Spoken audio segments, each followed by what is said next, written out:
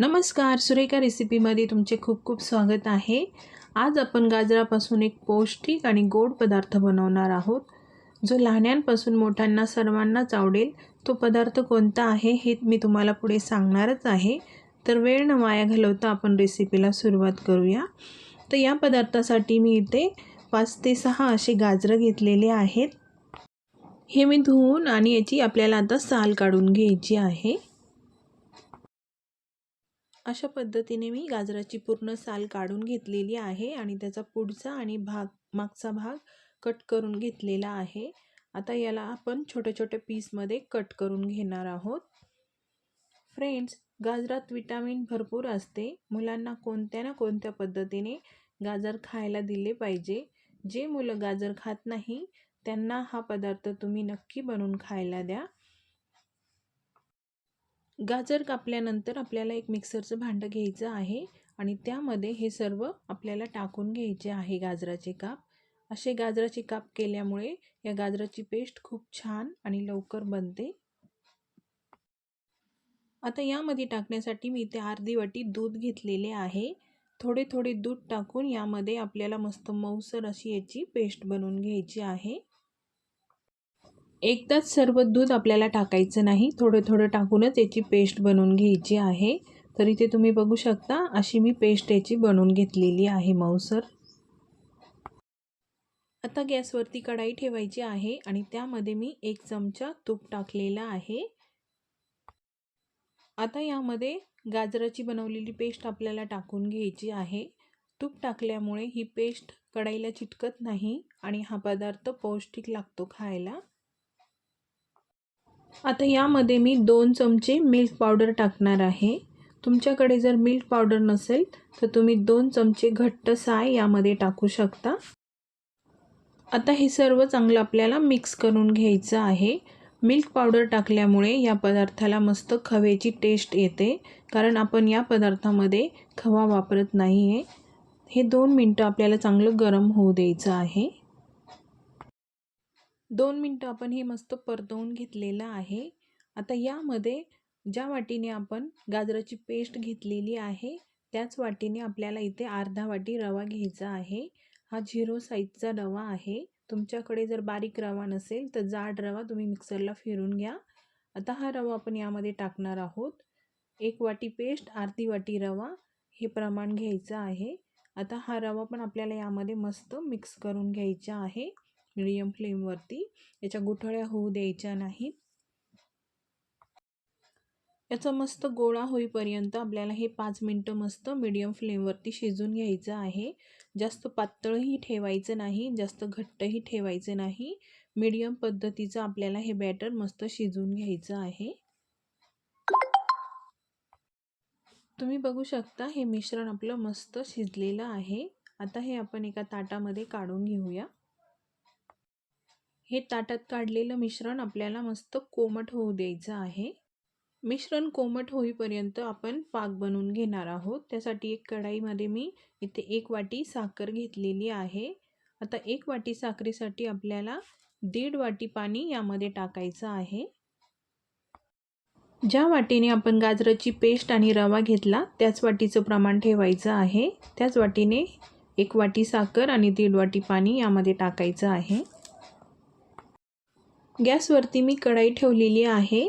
आपल्याला याचा आता पाक बनवून घ्यायचा आहे। साखर विरघळली की असं आपण हलवत राहायचं आहे साखर विरघळीपर्यंत।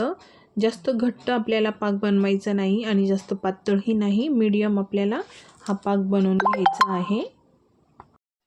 आता यामध्ये मी 4-5 विलायची अशा ठेचून घेतलेल्या आहे। विलायची टाकल्यामुळे या पदार्थाचा स्वाद खूप छान लागतो। ह्या पण आपण यामध्ये मिक्स करून घेऊया।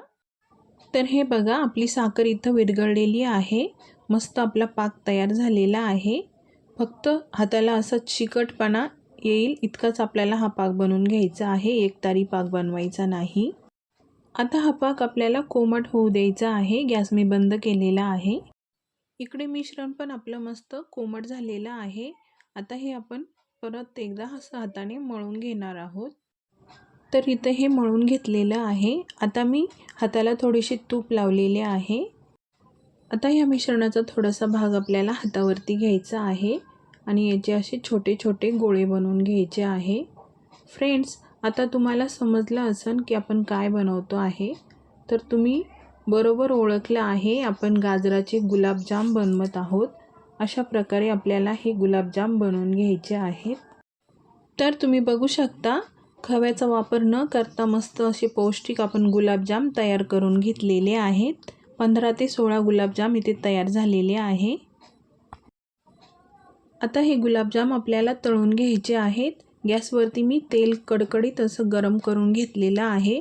त्यामध्ये आपल्याला एक एक करून हा गुलाबजाम असा सोडायचा आहे.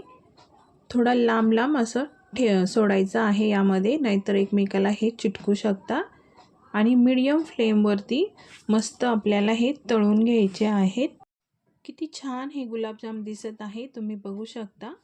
आता हे मस्त मीडियम फ्लेमवरती आपण तळून घेऊया. गॅसची फ्लेम कमी करायची नाही, नाहीतर हे फुटू शकता, आणि जास्तही करायची नाही. फ्रेंड्स, गाजराचा हलवा, गाजराची बर्फी आपण बऱ्याच वेळा बनवून खातो, पण या पद्धतीने गाजराचे गुलाबजाम एकदा नक्की बनवून पहा. गाजराचा सीझन आहे तोपर्यंत. तर इथे आपली पहिली बॅच तयार झालेली आहे. आता ही आपण काढून घेणार आहोत. शिल्लक राहिलेले गुलाबजाम पण आपण याच पद्धतीने तळून घेऊया. सर्व गुलाबजाम आपले इथे तळून झालेले आहेत. आता हे 1 मिनिटाने आपण पाकात टाकणार आहोत. इकडे पाक पण आपला मस्त कोमट झालेला आहे. आता यामध्ये आपण सर्व गुलाबजाम टाकून घेणार आहोत. थंड पाकामध्ये हे टाकायचे नाही. गुलाबजाम तळून झाले की 1 मिनिटांनी यामध्ये टाकायचे आहेत. सर्वांनाच आवडेल असा हा पदार्थ आहे. लहानांपासून मोठ्यांना सर्वच हे आवडीने खातात गुलाबजाम. आता हे गुलाबजाम आपण यामध्ये चांगलं मिक्स करून घेऊया पाकामध्ये. आता हे अर्धा तास आपल्याला पाकामध्ये मुरत ठेवायचे आहे. अर्धा तासामध्ये मस्त मुरले जातात. अर्धा तास मी हे झाकून ठेवले होते, तर इथे बघू शकता मस्त मुरलेले आहे आपले गुलाबजाम. जास्त टाईम नाही लागत याला. 8 दिवस तुम्ही याला बनवून फ्रीजमध्ये ठेवू शकता, छान राहतात. आपले गुलाबजाम कसे झालेले आहे एक मी तुम्हाला जवळून दाखवते. तर हे बघा, कट करून दाखवते. किती मऊ आणि लुसलुशीत हे आपले गुलाबजाम झालेले आहे. अगदी गाजराचे असल्यामुळे खायला सुद्धा खूप पौष्टिक आहे. एकदम मऊ झालेले आहे, बघू शकता.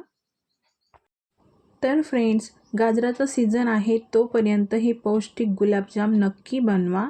आणि आजची ही रेसिपी गाजराचे पौष्टिक गुलाबजाम तुम्हाला कशी वाटली हे मला कमेंटमध्ये नक्की सांगा. ज्यांनी चॅनलला सबस्क्राईब केलं नाही त्यांनी प्लीज सबस्क्राईब करा. रेसिपी आवडली तर लाईक शेअर नक्की करा. सोबतच बेल आयकॉनला क्लिक करा, म्हणजे माझ्या सर्व रेसिपीज तुम्हाला बघायला मिळतील. पुन्हा भेटू पुढच्या रेसिपीमध्ये. तोपर्यंत मस्त खा आणि मस्त रहा.